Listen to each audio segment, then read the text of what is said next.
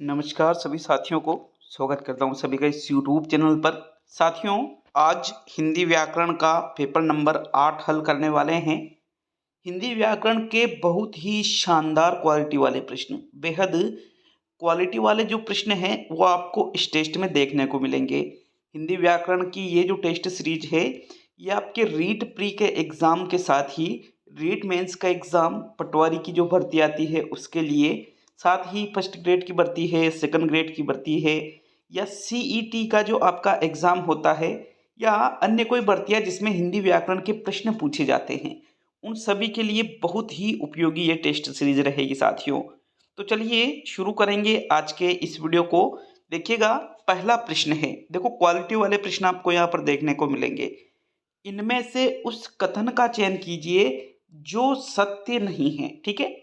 अंतस्थ और ऊष्म वर्णों की संख्या 8 होती है। संघर्षहीन व्यंजन 4 होते हैं। संयुक्त व्यंजनों की संख्या 4 होती है।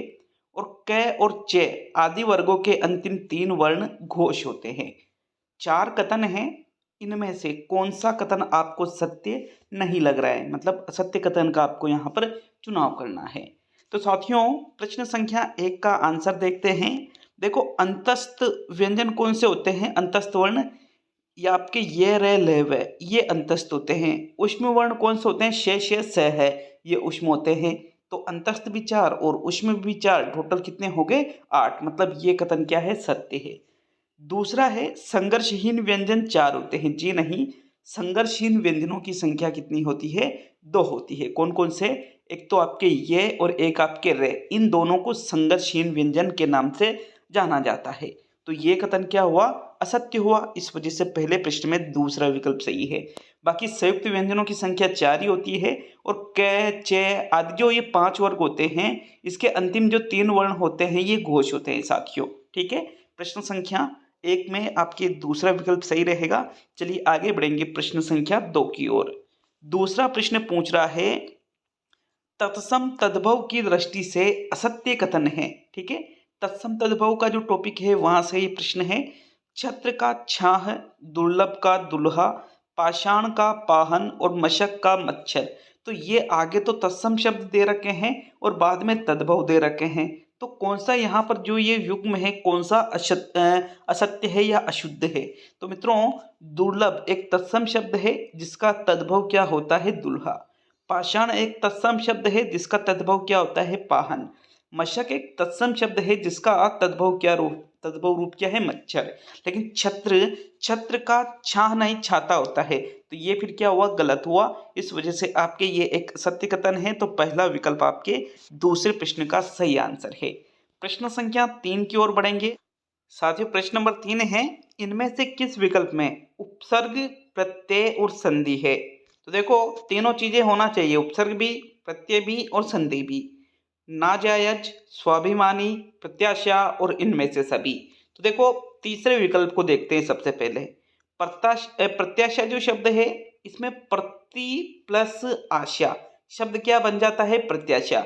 अब प्रति प्लस आशा संधि भी हो रही है, प्रति उपसर्ग भी है, लेकिन इसमें क्या प्रत्यय लगा हुआ है कोई? जी नहीं। तो प्रत्यय नहीं लगा हुआ है, ओनली उपसर्ग और संधि है। तो ये आपका आंसर नहीं होगा। तीसरा आपका आंसर नहीं है तो चौथा भी नहीं है। अब पहला या दूसरा? मित्रों, अगर हम देखें तो नाजायज में कोई संधि नहीं है। अब स्वाभिमानी जो शब्द है, इसका विच्छेद करते हैं। स्व प्लस अभी प्लस मान प्लस ई। तो यहाँ पर देखो, स्व और अभी तो उपसर्ग है, मान मूल शब्द है, ई प्रत्यय लगा हुआ है। स्व प्लस अभिमानी स्वाभिमानी, यहाँ आपके दीर्घ संधि भी हो रही है। तो मतलब इसमें उपसर्ग भी है, उपसर्ग स्व और अभी, संधि हो रही है दीर्घ, और प्रत्यय लगा हुआ है ई। तो मतलब आपके तीसरे प्रश्न का कौन सा विकल्प सही रहेगा साथियों? दूसरा विकल्प आपका सही आंसर है। नेक्स्ट प्रश्न संख्या 4 की ओर बढ़ेंगे। देखिएगा प्रश्न नंबर 4 को, इनमें से किस विकल्प में सभी शब्द जातिवाचक से भाववाचक संज्ञा के उदाहरण है? मतलब जातिवाचक से जो भाववाचक संज्ञा में परिवर्तित हुए हैं, किस विकल्प में ऐसे सभी शब्द दे रखे हैं? तो पहला विकल्प है चोरी, वैभव और बुराई। दूसरा है मित्रता, जीत और पशुत्व। तीसरा है वीरत्व, कवित्व और गुरुत्व। और चौथा है भक्ति, नौकरी और बहनापा। तो साथियों देखो सभी शब्द जातिवाचक से बहुवाचक। तो यहाँ पर ये जो चोरी शब्द है ये चोर से बना है और चोर क्या है, एक जातिवाचक बिल्कुल। वैभव, वैभव शब्द बना है विभू से और बुराई शब्द बना है बुरा से। तो बुरा क्या जातिवाचक शब्द है? जी नहीं, ये गलत। मित्रता, मित्र से बना है जातिवाचक। जीत पशुत्व, तो पशुत्व तो ठीक है लेकिन ये जीत यहाँ भी गलत। वीर, वीर कोई जातिवाचक नहीं है। तो वीर, कवि, गुरु, गुरु और कवि तो जातिवाचक है लेकिन वीर जातिवाचक नहीं है। फिर भक्ति, भक्त से बना है। नौकरी, नौकर से बना है। और बहनापा बहन शब्द से बना है। तो भक्त, नौकर और बहन ये तीनों ही शब्द क्या है, जातिवाचक है। इनमें प्रत्यय जोड़ने पर ये भाववाचक के हो जाते हैं। तो ये जो तीनों ही शब्द है भक्ति, नौकरी और बहनापा, ये किससे बने हैं, जातिवाचक से भाववाचक संज्ञा में। चौथे प्रश्न का चौथा ही विकल्प सही रहेगा साथियों। प्रश्न संख्या 5 की ओर बढ़ेंगे। अच्छा लगे वीडियो को लाइक करके जाइएगा और चैनल पर नए हो तो हमारे चैनल को सब्सक्राइब भी जरूर करिएगा साथियों। पांचवा प्रश्न है, इनमें से कौन से विकल्प में सभी शब्द स्त्रीलिंग है? गर्दन, जीभ, दांत, दोपहर, अमरबेल, तोरई, ज्वार और चाय, इमली, चांदी, मणि और मुंह, इमली, पृथ्वी, वैशाख और रोमन। तो देखो सभी शब्द स्त्रीलिंग होना चाहिए। जिस विकल्प के सभी शब्द स्त्रीलिंग हैं वो विकल्प आपको देखना है। मैंने कहा था कि क्वालिटी वाले प्रश्न आपको देखने को मिलेंगे। देखो गर्दन अच्छी होती है, जीभ अच्छी होती है, दांत अच्छा होता है कि अच्छी होती है, दांत अच्छा होता है, मतलब दांत शब्द क्या है, पुल्लिंग है। फिर अमरबेल अच्छी होती है, तोरई भी अच्छी होती है, ज्वार भी अच्छी होती है और चाय भी अच्छी होती है। मतलब दूसरा जो विकल्प है इसके चारों ही शब्द कैसे हैं, स्त्रीलिंग हैं। बाकी यहाँ मुंह एक पुल्लिंग शब्द है और वैशाख भी पुल्लिंग शब्द है। इस वजह से तीसरा और चौथा भी आपका आंसर नहीं होगा। तो सिर्फ दूसरा ही विकल्प पांचवें प्रश्न का सही आंसर है साथियों। प्रश्न संख्या 6 की ओर बढ़ेंगे। छठा प्रश्न कह रहा है, इनमें से जो विकल्प सही नहीं है उसका चुनाव कीजिए। जो सही नहीं है, ठीक है, जो गलत है वो आपको देखना है। तो देखो अबे खेत में काम करता होगा, यह है संदिग्ध वर्तमान काल। लीला नृत्य प्रतियोगिता में भाग लेगी, यह है सामान्य भविष्य काल। यदि युद्ध होता तो गोलियां चलती, यह है हेतु हेतुमत भूतकाल। और अकबर ने पुस्तक पढ़ी, यह है आसन्न भूतकाल। तो अब आपको यहाँ पर यह देखना है कि कौन सा विकल्प सही नहीं है। इधर वाक्य दे रखे हैं और इधर दे रखा है कि भाई ये कौन से काल के हैं। तो छठे प्रश्न का आंसर देख लेते हैं साथियों। देखो अबे खेत में काम करता होगा, बिल्कुल संदिग्ध वर्तमान का ये उदाहरण है। लीला नृत्य प्रतियोगिता में भाग लेगी, आने वाले समय की बात है, ठीक है, मतलब भविष्य की, और ये एक सामान्य भविष्य का उदाहरण है। यदि युद्ध होता तो गोलियां चलती, मतलब ये पुरानी बात हो चुकी है और एक क्रिया दूसरी क्रिया पर निर्भर कर रही है कि युद्ध होता तो क्या चलती, गोलियां, मतलब युद्ध नहीं हुआ तो गोलियां नहीं चली। तो ये हेतु हेतुमत भूतकाल का उदाहरण है। अब एक ही विकल्प बचा है आपके, अकबर ने पुस्तक पढ़ी। अब साथियों अकबर ने पुस्तक पढ़ी ये आसन्न भूतकाल का उदाहरण नहीं है, बल्कि अकबर ने पुस्तक पढ़ी ये सामान्य भूतकाल का उदाहरण है मित्रों। तो प्रश्न संख्या 6 में आपके चौथा विकल्प सही रहेगा। चलिए आगे बढ़ेंगे प्रश्न संख्या 7 की ओर। सातवां प्रश्न पूछ रहा है, समास की दृष्टि से सही विकल्प का चयन कीजिए। आ समुद्र में अव्ययीभाव समास, तुलसी कृत में कर्म तत्पुरुष समास, यशापयश में क्रमधारय समास और पीताम्बर में द्वंद्व समास। तो देखो समास की दृष्टि से सही विकल्प, मतलब 3 जो विकल्प है ये तो गलत है, एक ही विकल्प ऐसा है जो सही है। तो देखो अगर हम देखें पीताम्बर, पीले हैं अंबर जिसके, तो ये तो साथियों द्वंद्व समास होगा नहीं, क्रमधारय या आपके बहुब्रीहि में जाएगा। यशापयश, यश और अपयश ये आपके द्वंद्व का उदाहरण है, ये क्रमधारय नहीं है। तुलसी कृत, तुलसी के द्वारा कृत या तुलसी के द्वारा रचित, तो के द्वारा किसमें आएगा, कर्ता ने कर्म को करण से, करण तत्पुरुष समास का ये उदाहरण है, न कि कर्म तत्पुरुष का। तो दूसरा भी गलत, तीसरा भी गलत, चौथा भी गलत।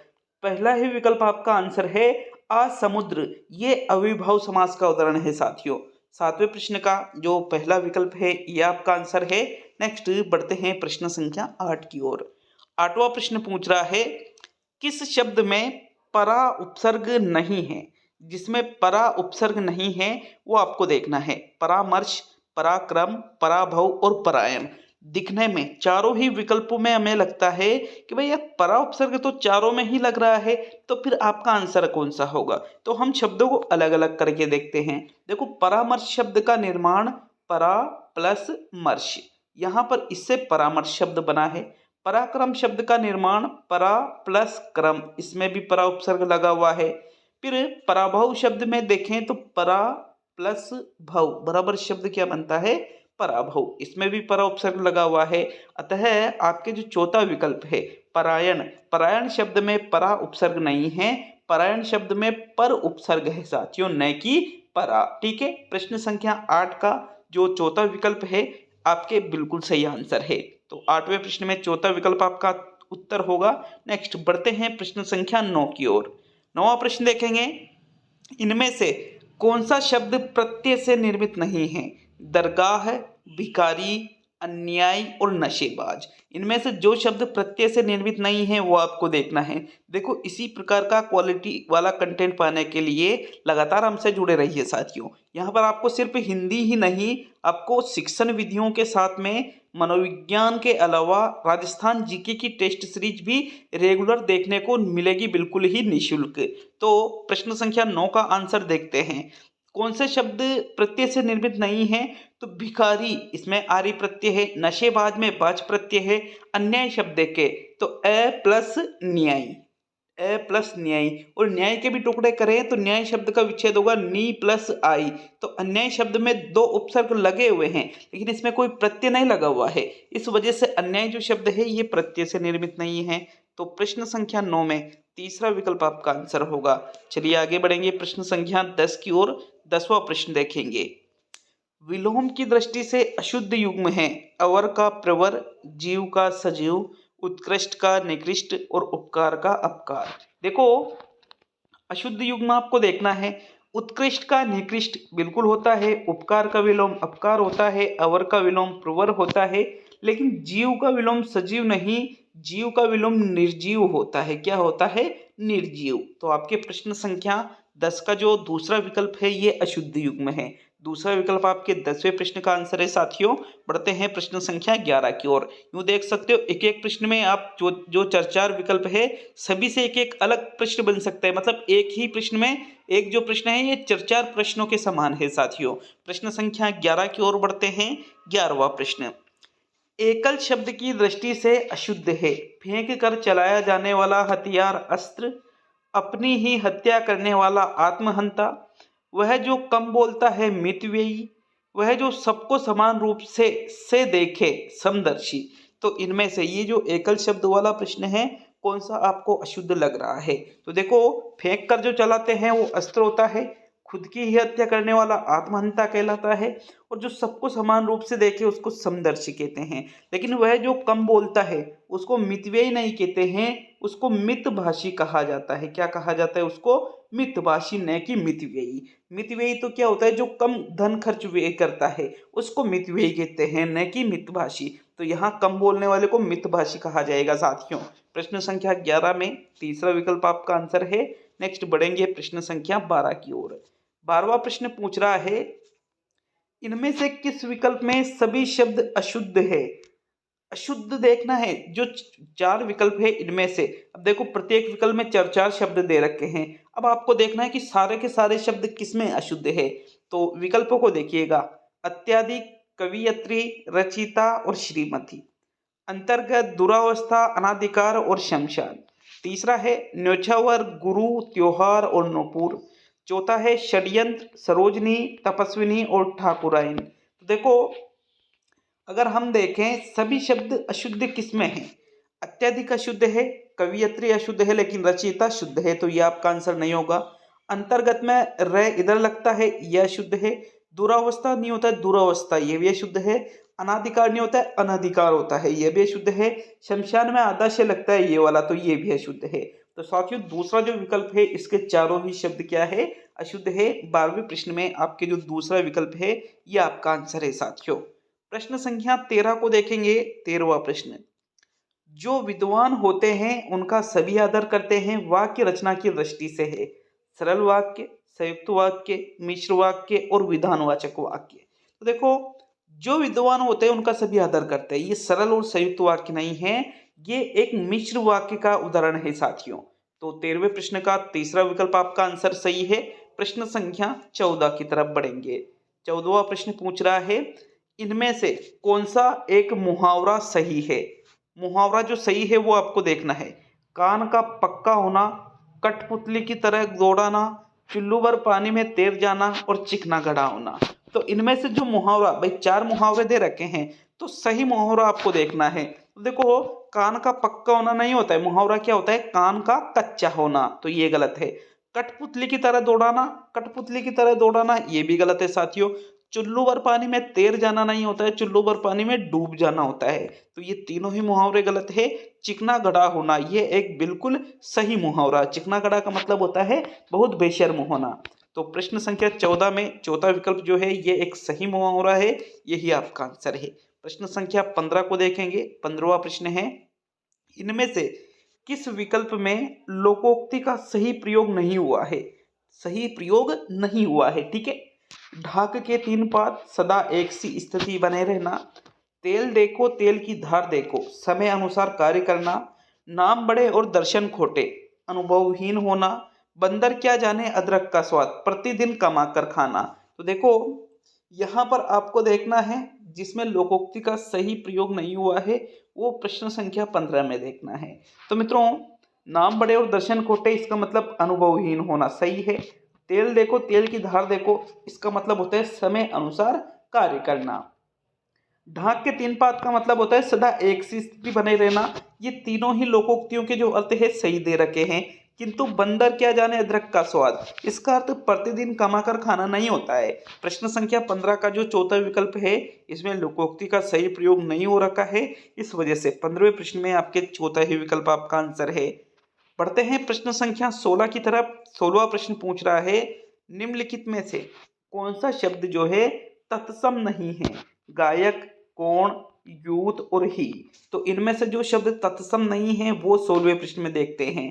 देखो, गायक भी एक तत्सम है, गवैया बनता है इसका तद्भव। कौन का भी एक तत्सम है, यूथ का जत्ता बन जाता है, ये भी तत्सम है। ही तत्सम नहीं है। ही शब्द जो है एक तद्भव शब्द है साथियों। प्रश्न संख्या 16 का जो चौथा विकल्प है आपका आंसर है।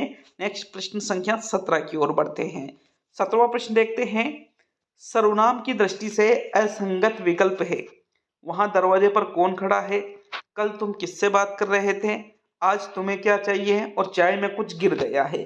तो असंगत विकल्प सर्वनाम की दृष्टि से देखेंगे। देखो, वहां दरवाजे पर कौन खड़ा है, ये एक प्रश्नवाचक सर्वनाम का उदाहरण है।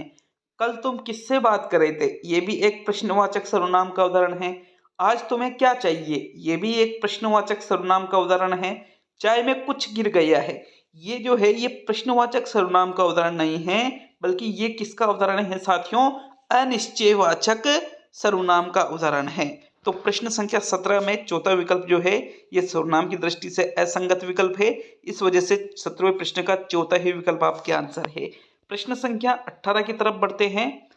इनमें से कौन सा शब्द एक वचन में है?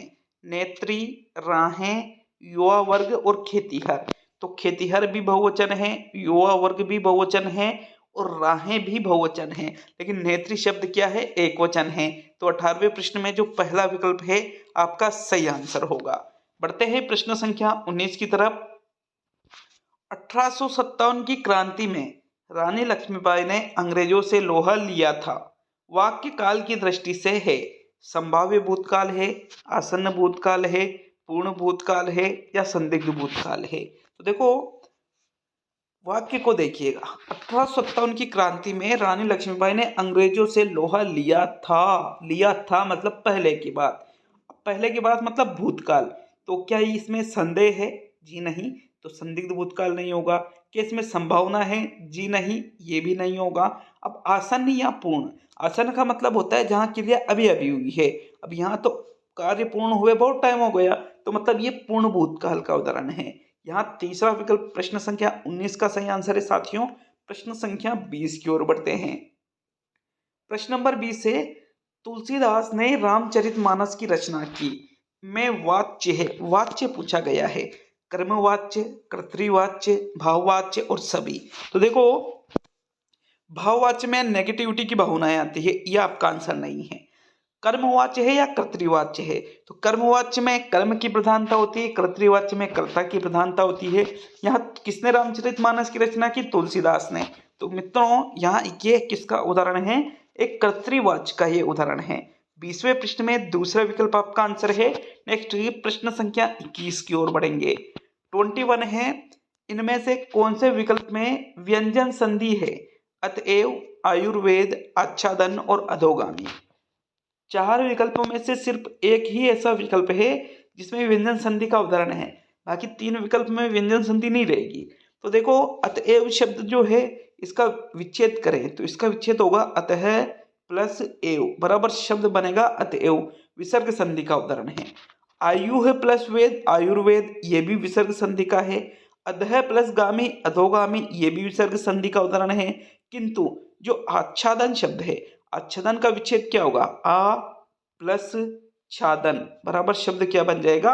आच्छादन। ये बीच में चे का आगम हो जाता है। यदि किसी स्वर के बाद में 6 छतरी वाला आ जाए तो 6 छतरी वाले के पहले जो 6 चम्मच वाला आधा, ठीक है, उसका आगम हो जाता है, मतलब वो आ जाता है। तो प्रश्न संख्या 21 में तीसरा विकल्प आपका आंसर है साथियों। नेक्स्ट 22 की ओर बढ़ेंगे। 22 है, किस विकल्प में द्विगु समास नहीं है? चौराहा, नयन चक्षु, त्रिभुज और सप्ताह है। तो देखो, द्विगु समास का उदाहरण कौन सा नहीं है? चौराहा 4 राहों का जहां पर संगम होता है चौराहा। त्रिभुज 3 भुजाओं का समाहार। सप्ताह 7 दिनों का समाहार।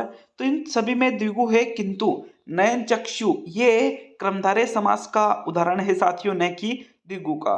22 में आपके जो सेकंड विकल्प है ये आपका बिल्कुल सही आंसर है। 23 की ओर बढ़ते हैं। 23वां प्रश्न है, किसमें असंगत प्रत्यय है? खिंचाव, पालन, खिलौना और बालपन।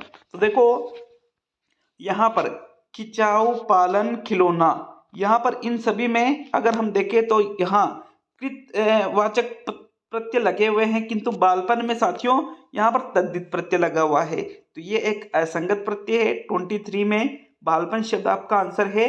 अब सेकंड लास्ट प्रश्न की ओर बढ़ेंगे, क्योंकि पूरे जो प्रश्न हैं वो 25 है, तो ये 24वां प्रश्न हम हल कर रहे हैं। कमेंट बॉक्स में कमेंट करके बताइए कैसा लगा आपको वीडियो और कितने प्रश्न आपने 25 में से सही किए साथियों।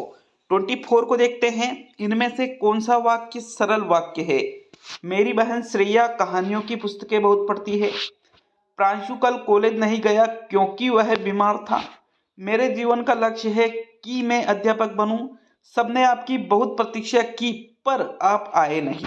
तो साथियों यहाँ ये जो मैंने गोले लगाए ना बीच में, पर, की, क्योंकि, ये 2 वाक्यों को जोड़ रहे हैं।